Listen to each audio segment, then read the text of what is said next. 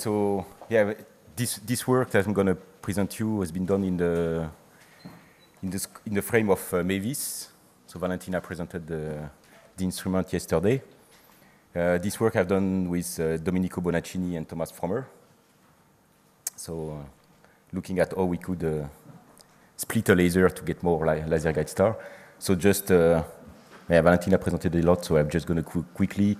So for people who don't know Mavis, it's a phase, we are in a phase A. It's an instrument that been proposed by ESO.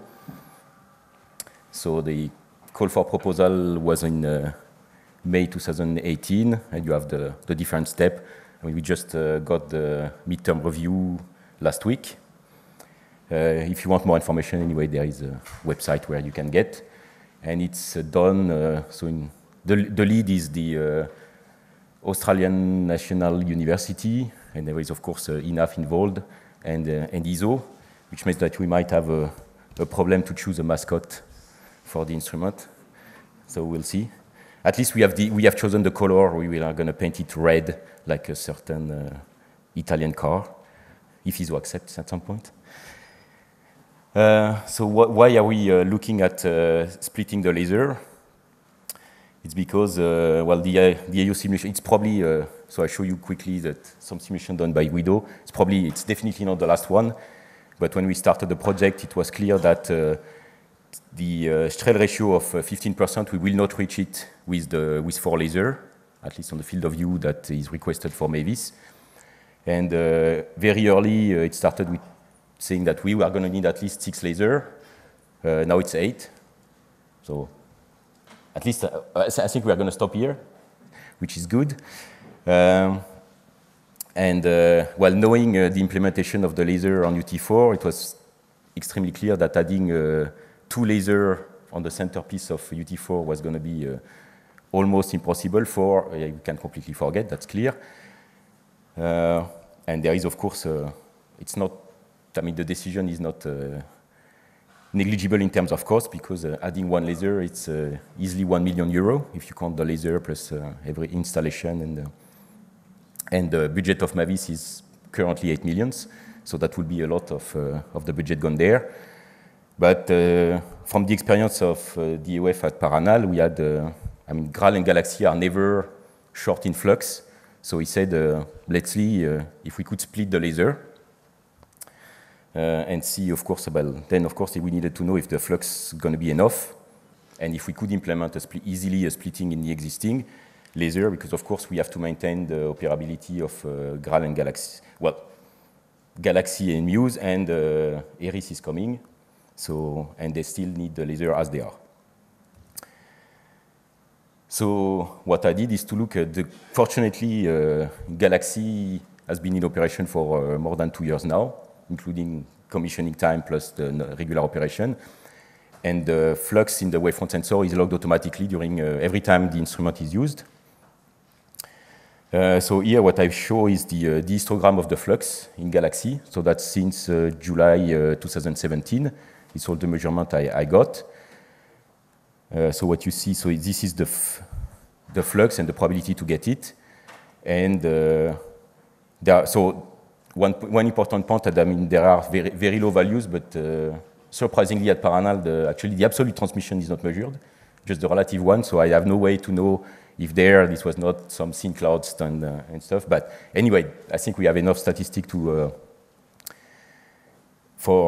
Mavis, and at least to have good statistic in terms of atmosphere and sodium density. So from this, what we have done is estimate the transmission that Mavis will have, and take 2 cases, so one which is the median, which will be the nominal case, and one which is the pessimistic case, which is this line there. And from the statistic, basically, at least 85% of the time, we have more flux than the pessimistic case. But of course, that's not the end of the story, because everybody who is using a laser knows that actually there is a huge variability with time during the year. So the previous one was all the measurement, the previous histogram, and this is I did the same, but separating per month so that's 2018.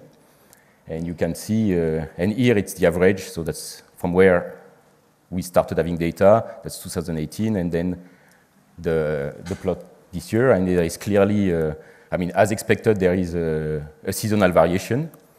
I mean, in winter, the return flux is better, but there is also clearly an impact of the year, because globally, 2018, we have less return flux than in 2019, there is less return flux than 2018.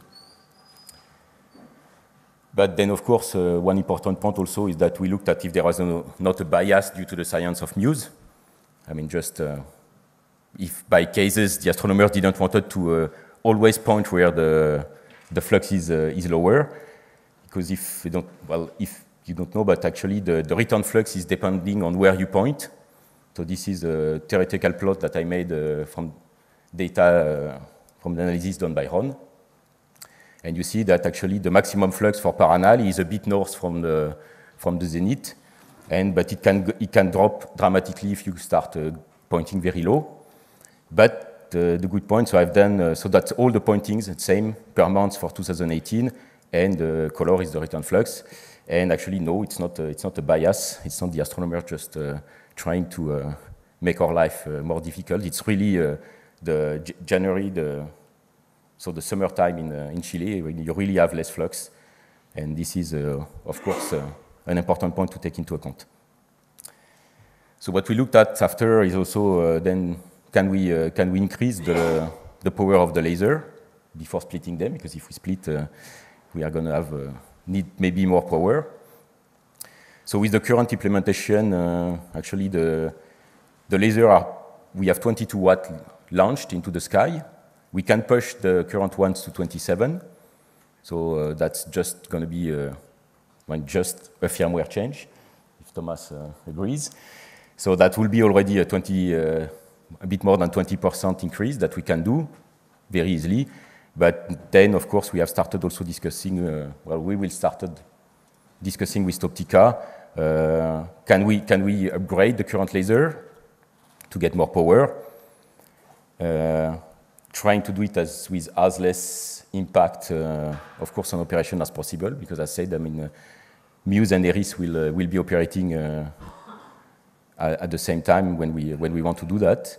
And there is also actually a prototype of a 50 watt, but that exists. But today there is the redesign for LGSF will be more important, and we have no idea of the cost yet for that. So of course we then said, okay, we can probably get a bit more power, so that should work. But can we implement it in the current design of the laser with a minimum problem? So that's clear. I mean, we can. Fortunately, there is a little space between. This is the part that is shaping the laser, and this on the side is the launch telescope. And there is a tiny gap there where we can try to insert something. So we started looking at solution on what can we do. This is 15 centimeter wide, but we have 50 centimeter on the other direction. So at least, so we know that we can put something. There is not so much space, but so we started looking at solution. I mean, can be done with a Wollaston prism, wedge beam splitter. That's part of the trade-off that's been done, or diffractive optical element. And for the moment, we are looking at these ones because they are they are very small and they just do the job. And actually, team told me that actually they are using this on the WHT. I had no idea. So it's not the same laser and the same color. So at least we did it for the first time with the orange color, but clearly it works. And we have checked that actually so in terms of optomechanics, electronics, and control, we can implement this into the existing 4LGSF. So then we said, yeah, but let's give it a try to see if it's possible. And fortunately, the good point is that we don't even have to go directly to Paranal for that, because the ESO has a prototype of the laser installed in Canaria. It's actually, so that's the WHT. So. And you see here the prototype. So we went there, installed our element, and there is a receiver telescope that allows to image the laser guide star plus natural guide star at the same time. And so this is the element that we have installed. So you see, that's 1 inch. It's just a glass that you have to put into the beam. It's a phase grating. So the one we have tested actually is not the most efficient one that the company can produce, but it's one that we could get on the shelf. So we just bought it, and two months later we were actually testing on Sky, and it's good enough for what we wanted to do. So the only drawbacks of this one is the efficiency. So the transmission is extremely good. It's just a window, but it's a grating, and we only put 80% of the flux into the two main orders of the grating. So I mean, of course, for the end, I mean, you see that we are short in laser power probably for Mavis. So they have a high efficiency one that has an efficiency of 97%. So they say, so there we will be, and that's the one we want to get probably at the end. So these are result of the test we made. So you see, it works. You can get 2 stars. We have tested actually 2 orientation of separation. That was the first night we tested, so it was in that direction. Then the next night we rotated it by 90 degrees, just to see if there was an effect by that, but it's always, but the results are exactly the same. So we had targeted at getting a separation of 18 arcseconds on Sky, which was the previous separation if we would have taken only 6 laser guide stars for Mavis. What we measured is more closer to 17, but the plate scale of the receiver telescope is not very well defined. Okay. So this we will actually remeasure. We have remounted the laser in the laboratory at ISO, and we will measure it in lab precisely. The photometry between the two laser guide stars we have created is extremely close to 1, and same thing. I mean, we are not done very precise photometry. It's a very quick one, and one very important point, because of course we only have 1 jitter mirror to correct for the tip tilt of the laser. If for two stars, was to see what is the differential tip tilt. So that's all the point we made during the test. So the SNR, because we tried to go as fast as possible. So at 200 Hz, we are really at the limit of the noise of the camera. So these points are very well noise limited.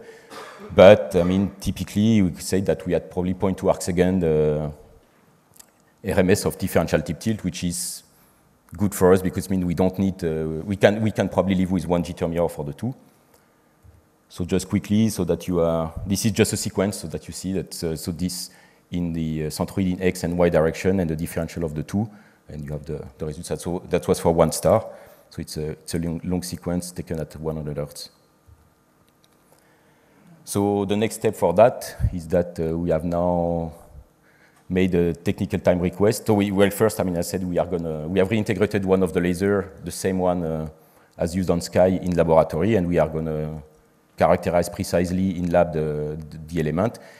And we will do hopefully a technical test early April to really test the implementation on UT4, and even try to put the 2 laser guide stars in 2 of the wavefront sensors of Galaxy. And there we can measure the flux, the differential tip tilt at 1 kHz in that case. So really, basically what Mavis will be doing. So in conclusion, we have clearly demonstrated the feasibility of splitting the guide star laser at La Palma. As I showed, the intensity of the 2 laser guide stars are really similar. Separation is as expected.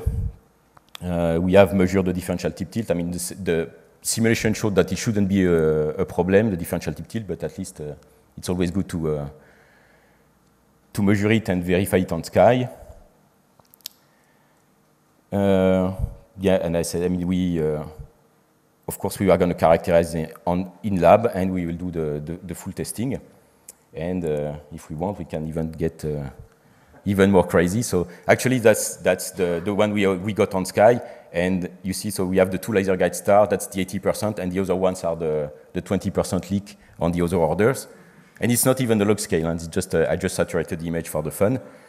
And actually, if you look at the website of the manufacturer, you can even get more crazy. You can even already do the asterism we want, because of course we have no problem of flux, as I said. Raman scattering, we don't care. Fratricide effect neither. So, but and you can even get more.